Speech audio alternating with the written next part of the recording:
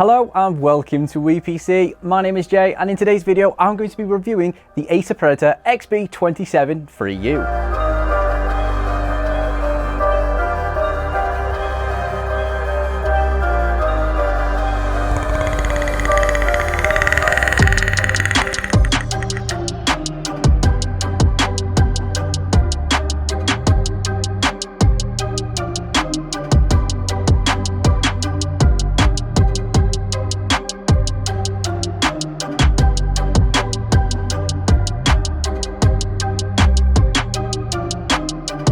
The XB27 is a 27-inch gaming panel that boasts all the bells and whistles, including a fast 165Hz refresh rate, low 1ms gray-to-gray response time, and that 2K screen resolution. So with plenty to get through, let's waste no further time and dive straight into it, and as always, we're going to start with the design. Acer has given the XB27 their textbook Predator branding, offering a loud look that certainly leads more towards a gaming aesthetic. For the most part, the front of the monitor looks absolutely fantastic, and it provides a very sleek look thanks to very slim dual-stage bezels and a matte panel coating. Now, the obvious thing about this monitor is the front RGB that is fairly obvious.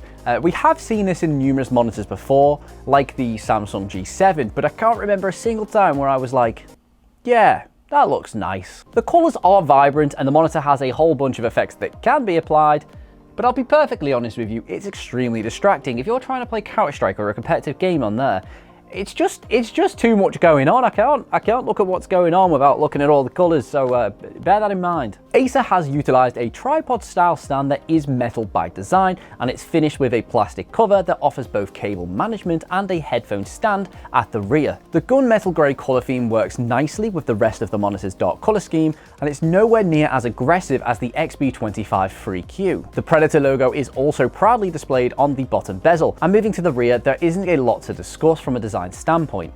The Predator logo can once again be seen on the top of the stand alongside the Acer logo on the back of the monitor on a brushed aluminium background. The rear of the stand is once again black by design and fairly featureless apart from the headphone stand and cable management hole that we previously discussed. Now, looking at build quality, the XB27 seems to tick a lot of the right boxes.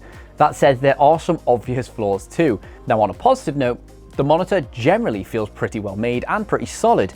We performed quite a few robustness tests on the panel itself, and honestly, there was no creaking or any negatives really that was experienced. The stand is mostly metal in construction and provides an extremely sturdy base for the panel to sit on. And one of those most important notes is that I experienced almost zero wobble when gaming, which is a factor that can often plague lesser built 27-inch panels. The panel coating felt solid, and as did all of the input ports too. That being said, the bottom bezel, where that RGB zone is, has a pretty weird construction that feels extremely vulnerable. It didn't feel overly secure to the panel itself, and I'm pretty sure with enough force I could easily rip this from the housing. Thankfully, this was the only real flaw that we could find in this build quality of the panel, so, you know, all in all, it's pretty great in this department. Like most modern panels, the XB27 comes equipped with an anti-glare coating with a 3H hardness. Now, if you don't already know, this particular material is not only great for mitigating both natural and man-made light sources, but it also adds another layer of protection to the more delicate interior components.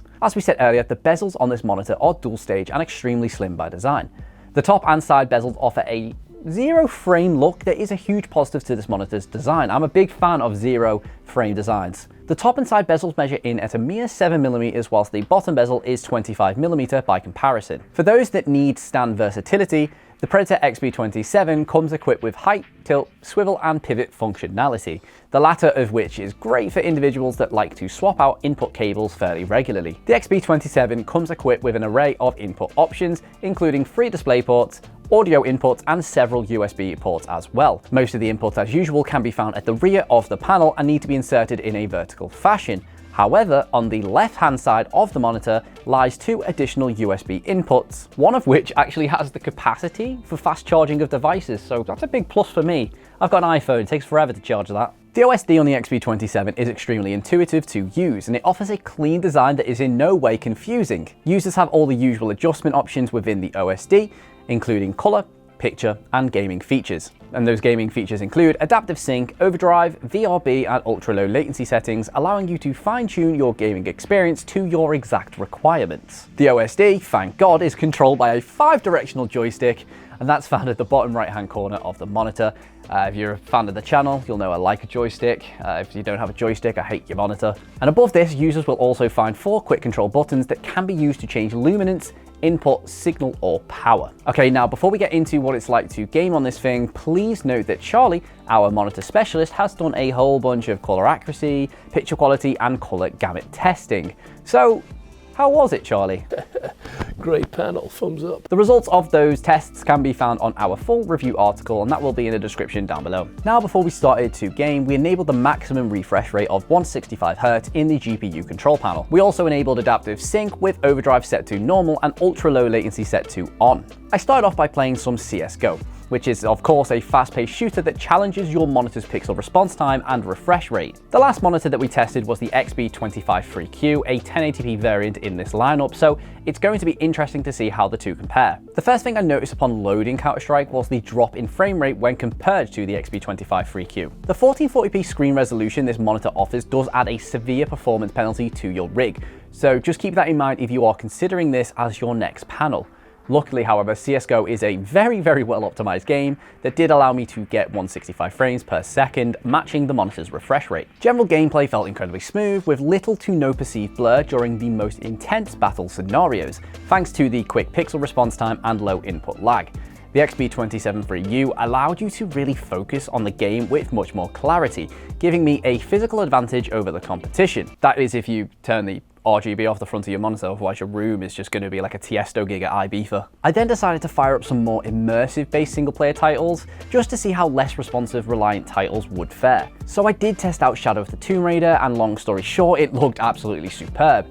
The 1440p screen resolution paired alongside the monitor's wide color gamut and turf-free visuals offered an extremely immersive experience for the most part. Performance-wise, it was honestly hard to knock this monitor if truth be told.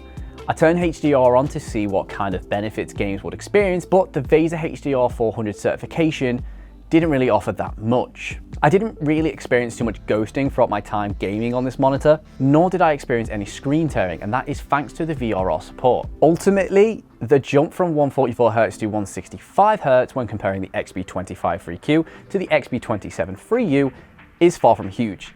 However, what I will say is that there was a clear difference seen in overall picture quality across the two panels. So there you have it, our comprehensive review on the Acer Predator XB273U. Now, this is a high-performance gaming monitor that offers stunning picture clarity and excellent response. For $499, this monitor does place itself in a fairly competitive price pool, and it's pitting itself in direct competition with some of the market's leading 27-inch panels. So ultimately, it all does come down to what you prioritize. If you are the sort of person that wants to try and take their esports to the next level, then you may want to consider a 240 or even a 360Hz alternative. However, if you want a great monitor that does pretty much all of it, then this could exactly be what you are looking for. Thank you so much for watching our video on this incredible monitor. As always, with all of our videos, the links to this product will be in the description down below for you to go and check out for yourself. If you enjoyed this video, I would love if you could leave a like and subscribe, as it really does help the channel. And if you click over there on that rectangle, that will take you to another one of our YouTube videos that we know you'll enjoy. Thank you so much for watching. I've been Jay, and I'll see you in the next video.